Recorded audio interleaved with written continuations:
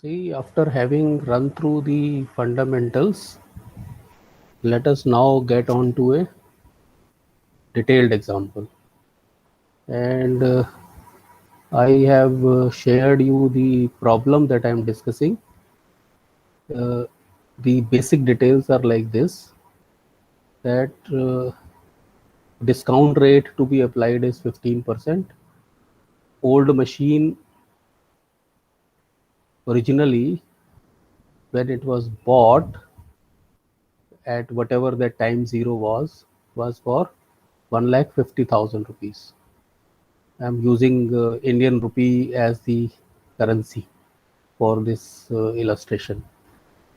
The life originally projected was 15 years and depreciation on the old machine. So definitely, if we don't take the scrap value, was 10,000 per year if we apply straight line method.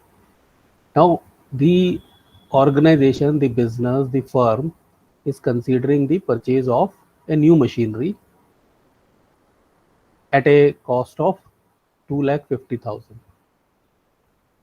And the additional information given is that this new machine will have a life of 9 years.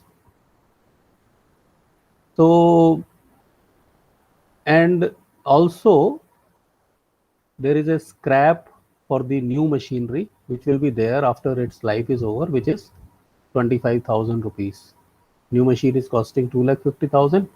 So naturally, if we deduct the scrap value, the new machine will have a cost of uh, yeah. So will be left with a cost of 2,25,000, which will be recovered through, which will be adjusted through depreciation. And this machine has a life of 2 lakh, life of 9 years. And therefore, again, if you look at the depreciation of this new machinery, this will be divided by 9, the value to be depreciated, which is 2,25,000. So per year it will be 25,000 rupees. Now, additional depreciation, as we can see, between the new and the old situation is 15,000 rupees. On the original machine, it was 15,000. Sorry, 10,000, and in the new machine, it is 25,000. So additional depreciation is 15,000. So there is a also information given that if we deploy, if the firm deploys this new machine, there will be an additional saving of 50,000 rupees per year. Also, the the scrap of the old machinery, that is, if the old machinery is sold today, the scrap will be 50,000 rupees. So naturally, the cash outflow which is resulting for the purchase of new machinery will be 2 lakhs.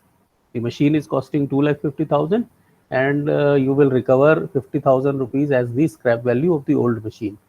So, and the assumption is both these things are happening at time zero of this investment decision and instantaneously. Now, this instantaneous happening is an assumption which we take just to simplify the problem. Otherwise, the problem becomes slightly complex, because if it is a time-consuming process, if it happens, the procurement happens over 6 months, the disposal of scrap happens, say for 9 months or something like that. So we are taking, this simplification assumption of instantaneity. Okay. Uh, then, as we can see that now if we work out this problem, so we can see that annual savings of 50,000 rupees for 9 years, and additional depreciation is 15,000 rupees for 9 years. So increase in profit is 35,000 rupees. On this increased profit, there will be a tax, and now the tax information is also given like it has been applied in this case, which is 30%, which I did not mention originally, but that is the rate which is applied here.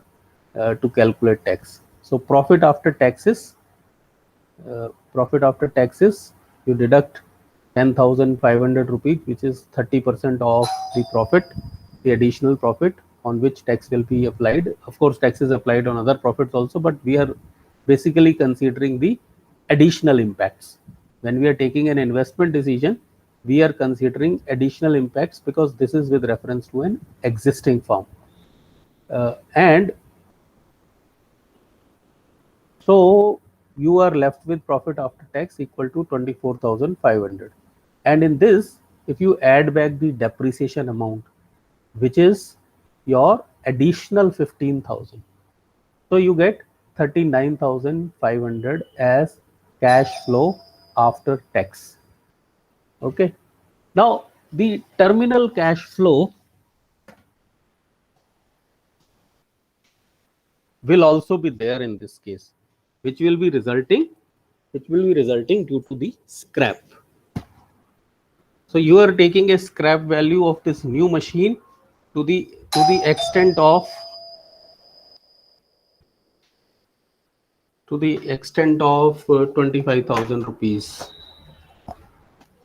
and so this 25,000 rupees will be recovered at the end of 9th year. Again, there is an assumption of instantaneity, that is, as the 9th year completes, so we have the scrap and we get the scrap value again instantaneously. So you add this back, you add this amount back. So you have a final cash flows for this project, which is minus 2 lakh at time 0, which is cash outflow, net cash outflow at time 0, and you have 39,500 for 8 years. In fact, for 9 years I am taking, but for the 9th year I am taking an additional cash inflow, right? For 9 years there is a cash inflow, net cash inflows resulting from the net additional cash inflows resulting from this new investment. And so we are getting in the 9th year 39,500 plus 25,000 of the scrap value. Okay. Now we apply the discount factor here, as we have been learning about it, how to calculate the discount factor given the discount rate. So that calculation has been done here, and so we multiply this and what do we get? We get these as the present values of the cash flows over the years, right? Now look at the situation that here, if you see the net impact, which is coming out to be, see, we are taking the summation of these values and it is coming out to be negative. In the sense the net present value is negative. That means the present value of cash inflows is actually less than the investment. Now, why is it resulting is important factor to be understood, because in this case we have taken a very high discount rate. Now, supposing now I change this discount rate here, I make it, let us say 13%. Okay, so you see its impact now here. Let me just slightly reduce the zoom. Yes. Okay, so that's how we are getting this. And see, with 13% discount rate, our net present value is a positive value. Even at 14%, maybe possibly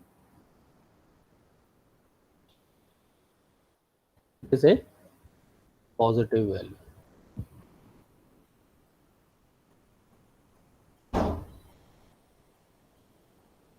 Right, it is a positive value. So I mean, like, look at the beauty of this Excel worksheet, that from this Excel worksheet we know that our internal rate of return is somewhere between 14% and 15%. Why? Because at 14% our net present value is coming out to be 3,069, and at 15% it is actually coming out to be negative. But since I am just focusing on net present value right now, so this is how this entire exercise is worked out. I have explained it in a in a very fast mode, all the components, and you go through this component again when you watch this recorded video, and you'll find you understand it better. So I stop here.